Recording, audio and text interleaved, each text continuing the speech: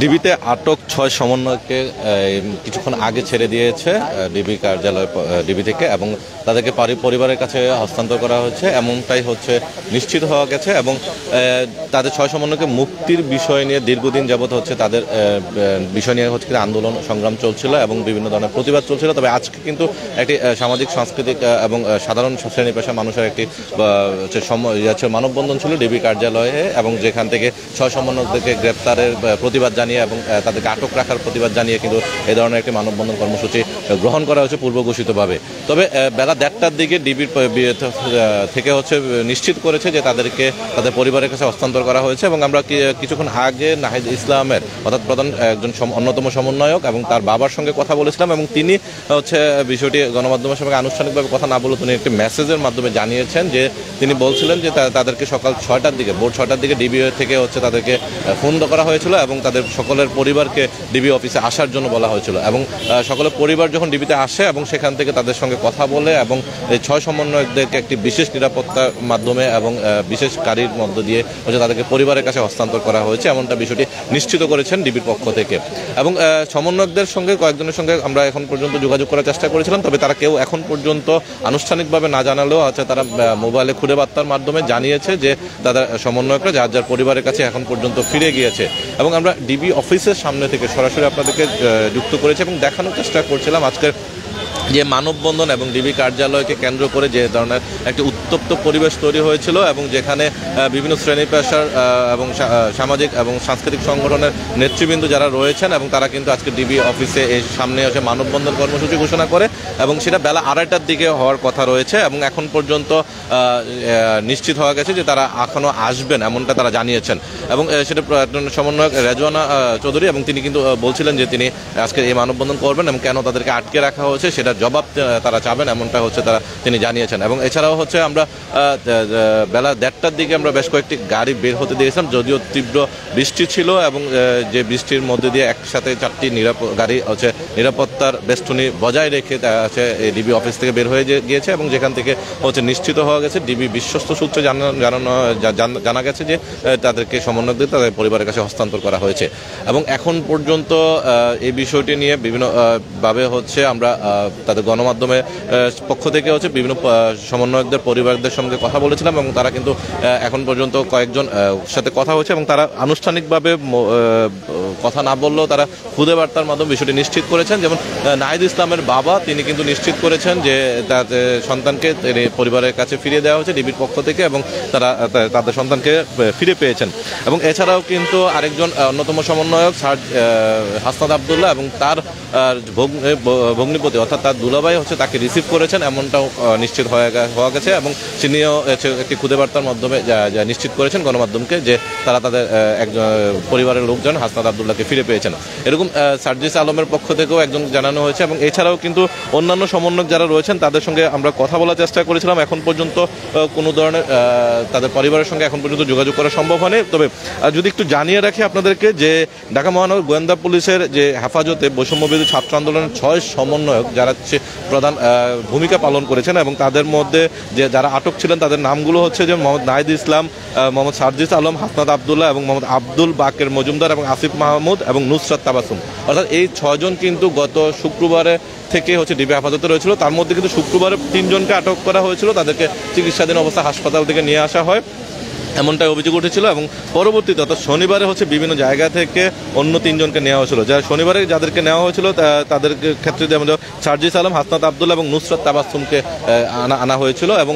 এছাড়া হচ্ছে গত শুক্রবার কোটা সংস্কার আন্দোলনের 3 সমন্বয়ক যারা হচ্ছে হাসপাতালে চিকিৎসাধীন ছিলেন এবং যেটা হচ্ছে গণস্বাস্থ্য হাসপাতাল এবং সেখানে তারা চিকিৎসাধীন অবস্থায় ছিলেন, সেখান থেকে তাদেরকে তুলে নেওয়া হয়েছিল এমনটাই অভিযোগ উঠেছিল। তার মধ্যে এই 3 জন হচ্ছে নাহিদ ইসলাম, আসিফ মাহমুদ এবং আবু বাকের মজুমদার, যারা হচ্ছে চিকিৎসাধীন অবস্থায় ছিলেন এবং তাদেরকে সেখান থেকে হচ্ছে নিয়ে আসা হয় এমনটা হচ্ছে জানানো হয়েছিল এবং অভিযোগ উঠেছিল। এবং তার পরবর্তীতে কিন্তু রোববার রাতে ডিবি হেফাজত থেকে সব ধরনের কর্মসূচি প্রত্যাহারের ঘোষণা দিয়েছিল এই সমন্বয়ক ৬ জন একসঙ্গে এবং সেই বার্তা কিন্তু গণমাধ্যমে পৌঁছায় এবং যার কারণে পরবর্তীতে কিন্তু আবারও আন্দোলন তীব্র থেকে তীব্রতর রূপ ধারণ করে এবং বিভিন্ন শিক্ষার্থীরা কিন্তু তাদের যে অনলাইন অফলাইনে বিভিন্ন ধরনের প্রচারণা সহ বিভিন্ন প্রতিবাদ শুরু করেন। এবং পরবর্তীতে আমরা দেখেছিলাম যে গতকাল অর্থাৎ বুধবারে হচ্ছে তারা হচ্ছে হাইকোর্ট এবং সারা বাংলাদেশের হচ্ছে জজ কোর্টগুলোতে কিন্তু তারা মানববন্ধন কর্মসূচি পালন করে এবং বিক্ষোভ মিছিল করার জন্য যায় এবং সেখানে কিন্তু পুলিশের একটি বাধার সম্মুখীন হয়। এবং এই যে তাদের ছাত্র বৈষম্য বিরোধী ছাত্র আন্দোলনের নেতৃবৃন্দ যারা রয়েছেন অন্যান্য সমন্বয়ক, এবং তাদের কিন্তু ইতিমধ্যে যতটুকু আমরা জানতে পেরেছি প্রায় 56 জন তাদের সমন্বয়ক রয়েছেন সারা দেশব্যাপী, এবং বিভিন্ন শিক্ষা প্রতিষ্ঠানের পক্ষ থেকে তারা নেতৃত্ব দিচ্ছেন। এবং তাদের মধ্যে অন্যতম এই প্রধান সমন্বয়ক 6 জন যারা ছিলেন ঢাকা বিশ্ববিদ্যালয়ে যারা পড়াশোনার শিক্ষক করতেন এবং শিক্ষার্থী, এবং তাদেরকে হচ্ছে মূলত আটক করা হয়েছিল। এবং যদিও তাদের বিরুদ্ধে এখন পর্যন্ত কোনো গ্রেপ্তারি পরোয়ানা কিংবা কোনো ধরনের এলিগেশন চার্জ গঠন করেনি পুলিশের পক্ষ থেকে, তবে তারা ডিবি হেফাজতে রাখা ছিল। তবে এই বিষয়ে ডিবি প্রধান সাবেক প্রধান জনাব হারুনুর রশিদ, তাকে যখন বিভিন্ন গণমাধ্যম থেকে প্রশ্ন করা হয়েছিল, তিনি কিন্তু জানিয়েছিলেন যে নিরাপত্তার স্বার্থে, অর্থাৎ যে কোনো ধরনের অপ্রীতিকর ঘটনা এড়াতে, নিরাপত্তা জনিত কোনো ধরনের তার আশঙ্কা থেকে মুক্ত করতে কিন্তু তাদেরকে ডিবি হেফাজতে নেওয়া হয়েছিল। এবং দ্বিতীয় দিন অর্থাৎ রবিবারে কিন্তু তাদের অভিভাবকরা অভিযোগ করেছিলেন যে তাদের সন্তানকে কী কারণে নিয়ে আসা হয়েছে, কেন তাদেরকে ডিবিতে রাখা হয়েছে, তাদের সাথে দেখা করতে দেওয়া হয়নি, এমন ধরনের একটা অভিযোগ ছিল। তারপরে কিন্তু অর্থাৎ মঙ্গলবারে কিন্তু তাদের পরিবাররা তাদের সঙ্গে দেখা করে কথা বলে, এবং সেই প্রেক্ষিতে কিন্তু পরবর্তী তারা স্টেটমেন্ট দিয়েছিল গণমাধ্যমে যে তাদের সন্তানরা ভালো আছেন এবং ডিবিতে হেফাজতে সুস্থ আছেন। কিন্তু এর পরবর্তীতে তাদের মুক্তির বিষয় নিয়ে একটি আন্দোলন ওঠে এবং শিক্ষক সমাজ থেকে শুরু করে ছাত্রদের পক্ষ থেকে কিন্তু বিভিন্নভাবে তাদের মুক্তির বিষয় নিয়ে একটি তাদেরকে কেন হেফাজতে রাখা হবে এবং কোন ধরনের এলিগেশন ছাড়া, কোনো ধরনের আবেদন ছাড়া কেন তাদেরকে ডিবি কার্যালয় বা পুলিশের হেফাজতে রাখতে হবে, এই ধরনের কোনো বাধ্যবাধকতা সাংবিধানিক আইনে আছে কিনা সেটি নিয়ে প্রশ্ন ওঠে। সেই রকম নানা ধরনের প্রশ্ন প্রেক্ষাপট থেকে কিন্তু শিক্ষার্থীদের উপরে একটা তীব্র চাপ সৃষ্টি হয় এবং শিক্ষার্থীরা কিন্তু আন্দোলনমুখী প্রস্তুতি গ্রহণ করে। এবং সেই প্রেক্ষিতে আজ বৃহস্পতিবার সকাল ভোর 6টার দিকে হচ্ছে তাদের পরিবারকে হচ্ছে এই মুহূর্তে ডিবি অফিসের পক্ষ থেকে হচ্ছে ডিবির পক্ষ থেকে তাদেরকে যোগাযোগ করার জন্য চেষ্টা করে এবং যোগাযোগ করে, এবং সেক্ষেত্রে তাদেরকে আসতে বলা হয় এবং তাদের কাছে পরিবারের কাছে হস্তান্তর করা হয়। এবং বেলা 1:30টার দিকে হচ্ছে ডিবি কার্যালয় থেকে তারা বেরিয়ে যান, এমনটা নিশ্চিত হওয়া গেছে। এখন পর্যন্ত বলা চলে যে শিক্ষার্থীরা এখন আন্দোলন সমন্বয়করা যেহেতু এখন পুলিশ হেফাজত থেকে হচ্ছে মুক্তি পেয়েছে, ছাড়া পেয়েছে, এবং পরবর্তী আন্দোলন কর্মসূচি আসলে কী রূপ নেবে বা কীভাবে তারা গঠন করবে, শিক্ষার্থীরা আন্দোলন থেকে ফিরে আসবে কিনা, অথবা তাদের যে বিচারের দাবিগুলো রয়েছে, 9 দফা দাবি রয়েছে, সেই দাবিগুলো আদায়ের ক্ষেত্রে তারা কি আরও কঠোর হবে কিনা, বা আইনশৃঙ্খলা বাহিনীর সদস্যরা কীভাবে সেটিকে মোকাবেলা করবেন, সেই বিষয়টি কিন্তু এখনও আরও ঘোলাটে পরিবেশ তৈরি হয়েছে এবং সেই বিষয়টি নিয়ে কিন্তু এখনও কোনো ধরনের সুনিশ্চিত কোনো তথ্য পাওয়া যাচ্ছে না। তবে শিক্ষার্থীরা বারবারই বলছেন যে তারা তাদের আন্দোলন কর্মসূচি চালিয়ে যাবেন। তবে আইনশৃঙ্খলা বাহিনীর পক্ষ থেকে তাদেরকে বারবার অনুরোধ করা হচ্ছে, যেহেতু তাদের কোটা সংস্কার আন্দোলন ছিল এবং সেই কোটা সংস্কার আন্দোলন থেকে হাইকোর্টের মাধ্যমে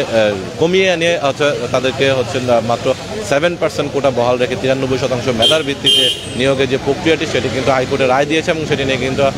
আইন মন্ত্রণালয়ের পক্ষ থেকে কিন্তু একটি প্রজ্ঞাপনও প্রকাশ করা হয়েছে। অর্থাৎ সরকারের পক্ষ থেকে, নির্বাহী বিভাগের পক্ষ থেকে, আইনশৃঙ্খলা বাহিনীর পক্ষ থেকে বারবার তাদেরকে অনুরোধ করা হচ্ছে শিক্ষার্থীরা যেন আন্দোলন থেকে সরে আসে এবং এই ধরনের একটি সাধারণ আন্দোলন বা যৌক্তিক আন্দোলনের ভিতরে যেন বিরোধীভাবে কোন চক্রান্ত বা ষড়যন্ত্র না হয় সে বিষয়ে যেন সতর্ক থাকার আহ্বান জানিয়েছেন। তবে শিক্ষার্থীরা তাদের যে আন্দোলন কর্মসূচিতে তাদের যে কর্মসূচি রয়েছে এবং সেখানে যারা যে ধরনের প্রশাসনের এবং আইনশৃঙ্খলা বাহিনী থেকে শুরু করে যারা মন্ত্রী যারা রয়েছেন তাদের পক্ষ থেকে যে ধরনের বার্তা এসেছে, যেটার কারণে সহিংসতা রূপ নিয়েছে, সেই ধরনের বিষয়গুলোকে পরিহার করার জন্য এবং সেই মন্ত্রীদের এবং আইনশৃঙ্খলা বাহিনীর ঊর্ধ্বতন কর্মকর্তাদের পদত্যাগ এবং বরখাস্ত চেয়েছেন এবং একই সঙ্গে তিনি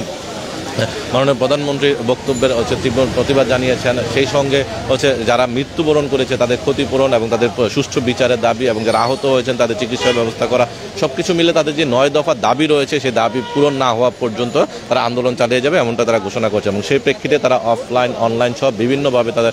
প্রচারণা চালিয়ে যাচ্ছেন এবং তারা দেয়াল লেখন এবং গ্রাফিতি থেকে শুরু করে আন্দোলন কর্মসূচি, জজ কোর্ট, হাইকোর্টগুলোতে মানববন্ধন, বিক্ষোভ মিছিল থেকে শুরু করে সব কিছু কর্মসূচি তারা চালিয়ে যাচ্ছেন। তো এখন পর্যন্ত বলা চলছে যে এই যে উত্তপ্ত একটি পরিবেশ বিরাজ করছে বর্তমান পরিস্থিতিতে বাংলাদেশে সারা দেশব্যাপী এবং বিভিন্ন শিক্ষা প্রতিষ্ঠানে, এবং ইতিমধ্যে আমরা দেখেছি যে বিভিন্ন জায়গা থেকে বিভিন্ন শিক্ষার্থী যারা রয়েছেন, এইচএসসি পরীক্ষার্থী, তারা ইতিমধ্যে আপনারা জানেন যে গত 1 মাস আগেও কিন্তু এসএসসি পরীক্ষা শুরু হয়েছে। বেশ কয়েকটি পরীক্ষা হওয়ার পরবর্তীতে এই আন্দোলন পরিস্থিতি ভয়াবহ রূপ ধারণ করার কারণে কিন্তু অনেক পরীক্ষা স্থগিত রাখা হয়েছে এবং সেই স্থগিত রাখার কারণে কিন্তু পরীক্ষার্থীরা এখন একে একে করে বিভিন্ন স্কুল কলেজ থেকে কিন্তু তারা বলছিলেন যে তারা এখন আর পরীক্ষা দিবে না, তাদের সহপাঠী যারা রয়েছেন, সহকর্মী যারা আছিলেন, তাদের ক্লাসমেট তাদেরকে যারা আহত হয়েছেন, নিহত হয়েছেন, তাদের সুষ্ঠু বিচার না হওয়া পর্যন্ত কেউ পরীক্ষায় বসবেন না। এই যে এইচএসসি পরীক্ষা একটি জাতীয় পরীক্ষা, যেখানে 18 থেকে 20 লাখ শিক্ষার্থী পরীক্ষা অংশগ্রহণ করে এবং পরবর্তীতে বিশ্ববিদ্যালয়ে তারা আসেন, এবং তারাও কিন্তু ইতিমধ্যে এই প্রতিবাদ শুরু করেছেন। বিভিন্ন সামাজিক সাংস্কৃতিক কর্মীদের প্রতিবাদ দেখেছি, আমরা দেখেছি গত মঙ্গলবারে অর্থাৎ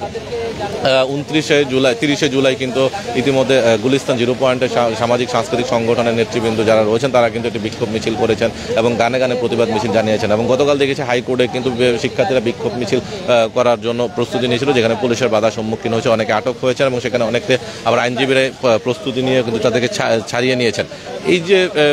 বাদ প্রতিবাদ এবং আন্দোলন ও সংগ্রাম চলছে এবং বৈষম্য বিরোধী ছাত্র আন্দোলনে যে তাদের যে দাবিগুলো, সেই দাবিগুলো আদায়ের জন্য কিন্তু তারা তাদের সংগ্রাম চালিয়ে যাচ্ছে এবং আইন শৃঙ্খলা বাহিনীর পক্ষ থেকে বারবার নির্দেশনা দেওয়া হচ্ছে এবং তাদেরকে আন্দোলন থেকে ফিরে আসার জন্য, আন্দোলনের ভিতরে তাদের ভিতরে ঢুকে অনেকে ষড়যন্ত্র করছে, দেশ বিরোধী চক্রান্ত করছে, সেই বিষয়টি তারা বোঝানোর চেষ্টা করছেন। সবকিছু মিলে দুই পক্ষ চেষ্টা করছেন, আন্দোলন এক পক্ষ চেষ্টা করছেন সরকারের পক্ষ থেকে যে আন্দোলন সংগ্রামকে স্থগিত করার জন্য এবং ফিরে আসার জন্য অনুরোধ করছেন সাধারণ শিক্ষার্থীদেরকে, এবং শিক্ষার্থীদের মধ্যে আবার তারা কিন্তু প্রতিবাদ জানাচ্ছেন এবং বিভিন্নভাবে তারা আন্দোলন সংগ্রাম চালিয়ে যাওয়া এবং তাদের আরও 9 দফা যে দাবি উত্থাপন হয়েছে সেই দাবিগুলো আদায়ের জন্য তারা আন্দোলন সংগ্রাম চালিয়ে যাচ্ছেন। এবং সেই প্রেক্ষিতে আজকে সকাল 11টার দিকে ফার্মগেট আনন্দ সিনেমা হলের সামনেও আমরা দেখেছিলাম যে বিভিন্ন সাংস্কৃতিক এবং চলচ্চিত্র এবং নাটকের যারা রয়েছেন, বিনোদন জগতের যারা তারকারা রয়েছেন, তারা কিন্তু ইতিমধ্যে আন্দোলন করেছেন এবং মানববন্ধন করেছেন এবং সেখানে তারা সরকারের প্রতি দ্রুত উদাত্ত আহ্বান জানিয়েছেন যে শিক্ষার্থীদের যে যৌক্তিক দাবিগুলো আছে এবং তাদের যে যারা নিহত হয়েছেন তাদের বিচারের মুখোমুখি করে এবং তাদেরকে ক্ষতিপূরণের মাধ্যমে সরকারের সুস্থ, স্বাভাবিক এবং শান্তিপূর্ণ পরিবেশ বজায় রাখবে, এই ধরনের একটি আহ্বান জানিয়েছেন। এবং সেখানে কিন্তু আমরা দেখেছিলাম যে বিভিন্ন শ্রেণীর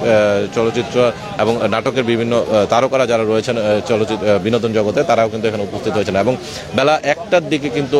জাতীয় শহীদ মিনারের সামনে ঢাকা বিশ্ববিদ্যালয়ের শিক্ষকদের একটি অংশ কিন্তু সেখানে মানববন্ধন এবং বিক্ষোভ করে এবং সেখান থেকে তারা সরকারের প্রতি তীব্র নিন্দা জানিয়েছে এবং সরকারকে এবং উদাত্ত আহ্বান জানিয়েছে যেন শিক্ষার্থীদের দাবি মেনে নেওয়ার জন্য। এবং গতকাল আমরা দেখেছিলাম যে হাইকোর্ট প্রাঙ্গণে কিন্তু একটি উত্তপ্ত পরিবেশ তৈরি হয়েছে, সেখানে বিভিন্ন ধরনের শিক্ষার্থীরা তাদের যে আন্দোলন সংগ্রামের জন্য কিন্তু তাদেরকে